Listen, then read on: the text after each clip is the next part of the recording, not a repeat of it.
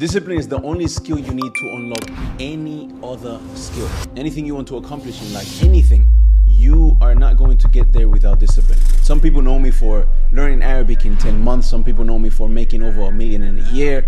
Some people know me for being in shape. Some people know me for buying my mom a house in cash. And some people know me for how much I have memorized from the Quran. But the reality is, I'm just a miskin. And without Allah's permission, none of these would have been possible.